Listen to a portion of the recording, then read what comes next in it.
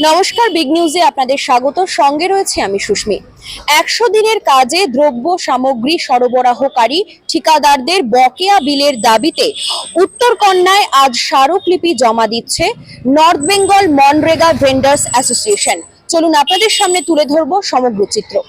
100 দিনের কাজে দ্রব্য সামগ্রী সরবরাহকারী ঠিকাদারদের বকেয়া বিলের দাবিতে উত্তরকন্যায় স্মারকলিপি জমা দিল north Bengal MNREGA vendors association.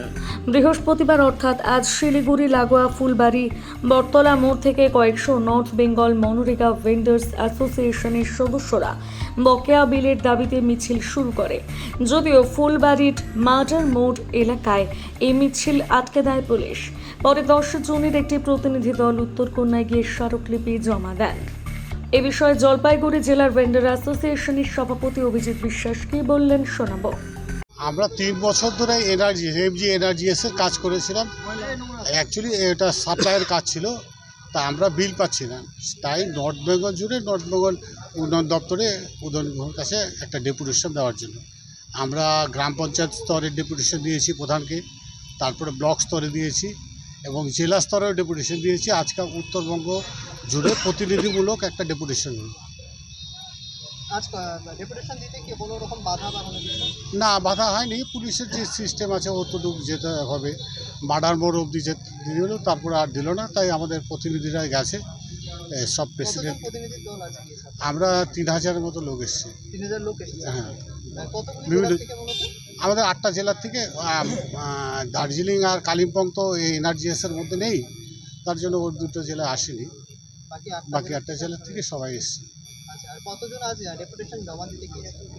10 জন গেছে।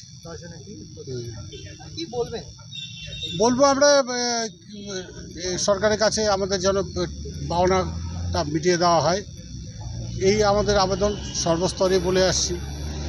আমাদের খুব অসুবিধার মধ্যে আছে, আমাদের সংসার চলছে না, টাকা পয়সা নেই। বিভিন্ন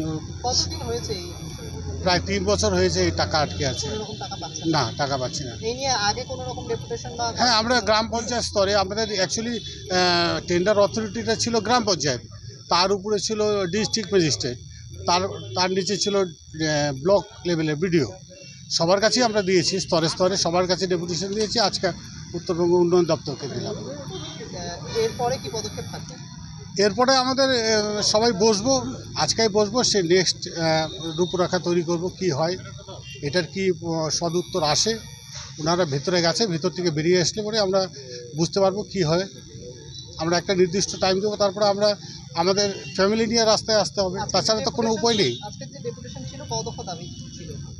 আমাদের 3টাই দাবি। আমাদের কিছু এফটিও হয়নি, ঠিক আছে, সেই এফটিওগুলো করে দিতে হবে।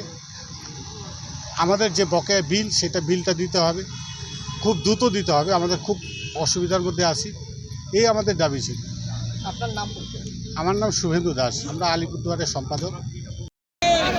সংসদে গৃহীত আমরা বিরোধী এবং শাসক দলের সমন্বয়ে এই প্রকল্পটা অধিগ্রহণ করা হয়েছে। তারপর 2007 এবং 2009 সাল থেকে ধারাবাহিকভাবে প্রকল্পটা চলে আসে। আমাদের বাংলায় এই প্রকল্পের মধ্যে দিয়ে আজকে পশ্চিমবাংলার অভূতপূর্ব একটা উন্নয়ন আমরা চোখে দেখি, কিন্তু কোনো একটা অদৃশ্য কারণে 21, 22, 23 এই যে বর্ষ আমরা ভেন্ডররা যারা আমাদের জীবন প্রতিপালন করি এই কাজ করে, আজকে আমরা সেই বিলগুলো পাচ্ছি না। এবারে আমাদের মিছিলটা শুরু হতে চলছে, আমরা সামান্য একটু টাইম নিব। সাপ্লাই কাজ করছি, রাস্তা বানাইছি, কেউ ড্রেন বানাইছি, কেউ হয়তো স্কুল বিল্ডিং বানাইছে, কেউ আইসিডিএস সেন্টার বানাইছে। আমরা 3 বছর থেকে আমরা কোনো রকম কোনো বিল পাচ্ছি না। না কেন্দ্রীয় সরকারের হেলদোল আছে, না রাজ্য সরকারের কোনো হেলদোল আছে। এইটা নিয়ে আজকে আমাদের নবান্ন অভিযান, এই যে উত্তরকন্যা অভিযান, এই উত্তরকন্যা অভিযানের পরে যদি আমাদের কোনো সুরাহা না পাই, এরপরে আমরা নবান্নতে যাব।